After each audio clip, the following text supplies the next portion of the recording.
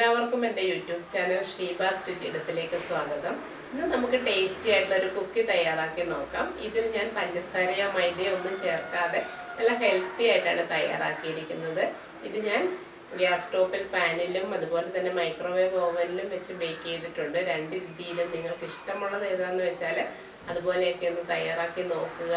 നിങ്ങളുടെ വിലയേറിയ അഭിപ്രായങ്ങൾ കമൻറ്റ് ബോക്സിൽ ഇടാൻ മറക്കരുത്. അതുപോലെ ചാനൽ ആദ്യമായിട്ട് കാണുന്നവരാണെങ്കിൽ ഒന്ന് സബ്സ്ക്രൈബ് ചെയ്യാനും മറക്കരുത്.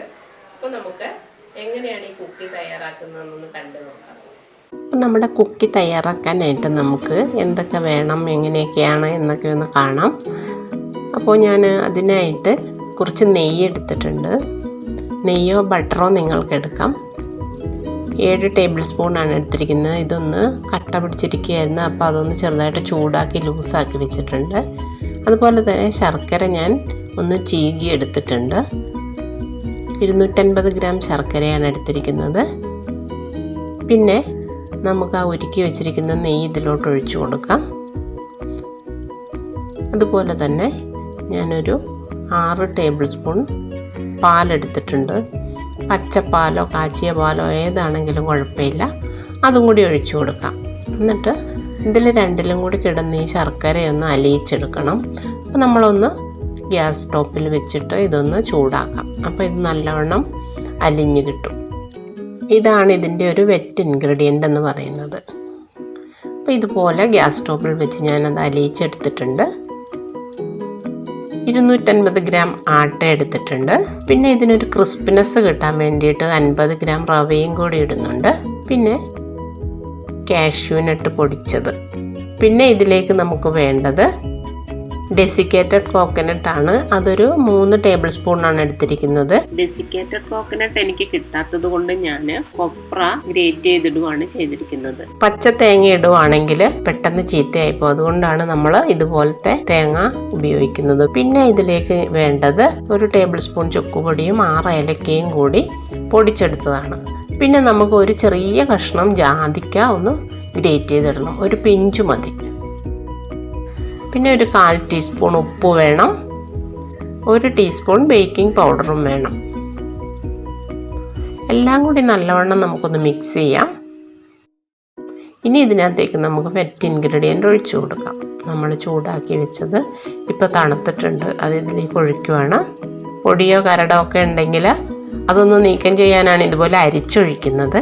ഇനി ഇത് നമുക്ക് നല്ലവണ്ണം ഒന്ന് കുഴച്ചെടുക്കണം. കൈ വെച്ച് തന്നെ നല്ലവണ്ണം കുഴച്ചെടുക്കുന്നതാണ് നല്ലത്.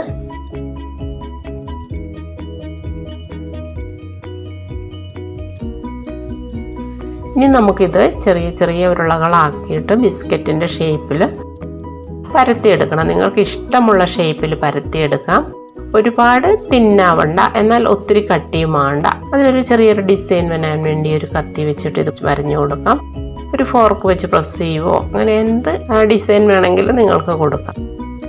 കയ്യിലൊരിത്തിരി നെയ്യ് തടവിയിട്ട് നമുക്കിത് ഓരോ ചെറിയ ചെറിയ ബോളാക്കിയിട്ട് പരത്തി കൊടുക്കാം. ഞാനിപ്പോൾ ഇവിടെ 2 രീതിയിലും തയ്യാറാക്കുന്നുണ്ട്. ഗ്യാസ് സ്റ്റോപ്പിൽ വെച്ചിട്ട് ഒരു പാനിൽ ചൂടാക്കി ചെയ്യുന്നുണ്ട്. അതുപോലെ തന്നെ മൈക്രോവേവ് ഓവനിൽ വെച്ചിട്ട് ബേക്ക് ചെയ്തും എടുക്കുന്നുണ്ട്. നിങ്ങൾക്ക് ഏത് രീതിയിലാണ് വേണമെന്ന് വെച്ചാൽ അതുപോലെ ചെയ്യുക. ഓവനില്ലാത്തവർ പാനിൽ തയ്യാറാക്കണം. പാനിൽ തയ്യാറാക്കുമ്പോൾ നമ്മൾ ശ്രദ്ധിക്കാനുള്ള കാര്യം വളരെയധികം ശ്രദ്ധിക്കണം. 5 മിനിറ്റ് നമ്മൾ പ്രീഹീറ്റ് ചെയ്ത് വെച്ചിരിക്കുന്ന തവയിലേക്ക് സിമ്മിലായതിനു ശേഷം മാത്രം ഇതെടുത്ത് വയ്ക്കുക. ഏറ്റവും കുറച്ച് ഫ്ലെയിമിൽ വേണം ഇതെപ്പോഴും ബേക്ക് ചെയ്തെടുക്കാൻ, അല്ലെങ്കിൽ തീർച്ചയായിട്ടും ഇതിൻ്റെ അടി കരിഞ്ഞു പോകും. അപ്പം നമ്മൾ ലോ ഫ്ലെയിമിൽ വെച്ചിട്ട് ആണിത് ബേക്ക് ചെയ്തെടുക്കുന്നത്. ഇതുപോലെ നമുക്കെല്ലാം ഒന്ന് പരത്തിയെടുക്കാം. ഇപ്പോൾ ഗ്യാസ് സ്റ്റോപ്പിൽ വെച്ച് ചെയ്യാനുള്ളത് ഞാൻ റെഡിയാക്കി എടുത്തിട്ടുണ്ട്. ഇനി നമുക്ക് ബാക്കിയും കൂടി ഇതുപോലെ പരത്തിയെടുക്കാം. ഗ്യാസ് സ്റ്റോപ്പിൽ പല രീതിയിൽ നമുക്ക് ചെയ്യാൻ പറ്റും. ഇതുപോലെ ഒരു ദോശക്കല്ല് വെച്ചിട്ട് നല്ലോണം ഒന്ന് ചൂടാക്കണം. എന്നിട്ട് അതിൻ്റെ മുകളിലേക്ക് നമുക്ക് പാൻ വെച്ചിട്ട് ഒരു റിങ് വെച്ച് നമ്മൾ ബിസ്ക്കറ്റ് ഇതിൻ്റെ മുകളിൽ ഇതുപോലെ വയ്ക്കുക.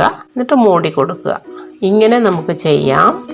എപ്പോഴും ഗ്യാസ് സിമ്മിലാക്കണം. പിന്നെ ഒരു മെത്തേഡ് എന്ന് പറഞ്ഞാൽ ഇതുപോലെ കുറച്ച് ഉപ്പ് നമ്മൾ അടിഭാഗത്തിട്ട് കൊടുക്കുക.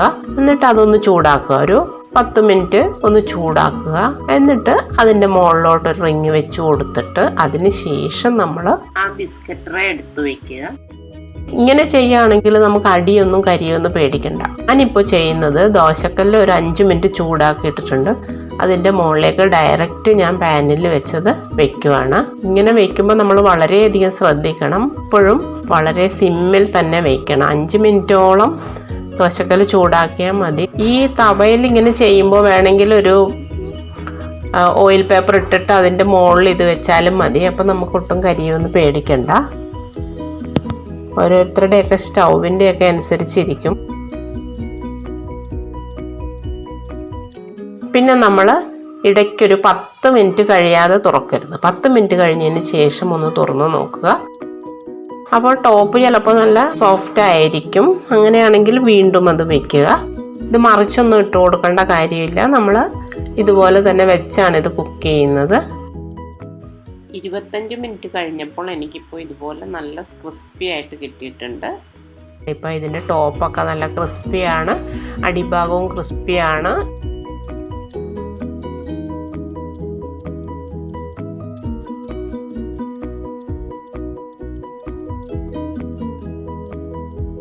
ഇനി നമുക്കിത് അടുപ്പിൽ നിന്ന് മാറ്റാം.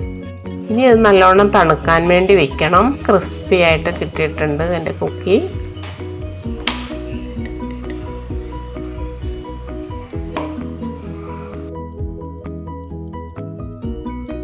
ഇതിപ്പോൾ മൈക്രോവേവ് ചെയ്യാനുള്ളതാണ്.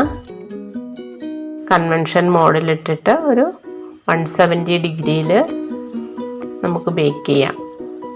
ആദ്യം ഒരു 10 മിനിറ്റ് ഇട്ട് നോക്കുക. എന്നിട്ട് അതിൻ്റെ ഒരു അവസ്ഥ നോക്കിയിട്ട് അതിനനുസരിച്ച് ടൈം കൂട്ടി കൊടുത്താൽ മതി. അതിപ്പോൾ ഒരു 30 മിനിറ്റ് ആയപ്പോൾ റെഡി ആയിട്ടുണ്ട്. ഇതാ ഇതുപോലെ 2 സൈഡും ക്രിസ്പി ആയിട്ട് തന്നെ കിട്ടിയിട്ടുണ്ട്. എന്താണെങ്കിലും ഒരു 20 മിനിറ്റ് ഒക്കെ വേണമെങ്കിൽ ആദ്യമേ തന്നെ നമുക്ക് വെക്കാം. അതിന് ശേഷം പിന്നെ നോക്കിയിട്ട് ടൈം കൂട്ടി കൊടുത്താൽ മതി.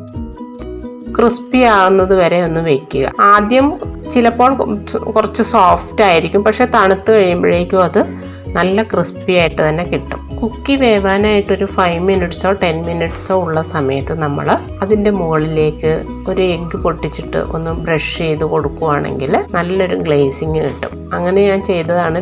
കുറച്ചെണ്ണത്തിന് നല്ലൊരു ഗ്ലേസിങ് ടോപ്പിൽ കിട്ടുന്നുണ്ട്. ബിസ്ക്കറ്റിന് അതിൻ്റെ ആവശ്യമില്ല. ഇത് എഗ്ഗ് ബ്രഷ് ചെയ്യാത്തത്.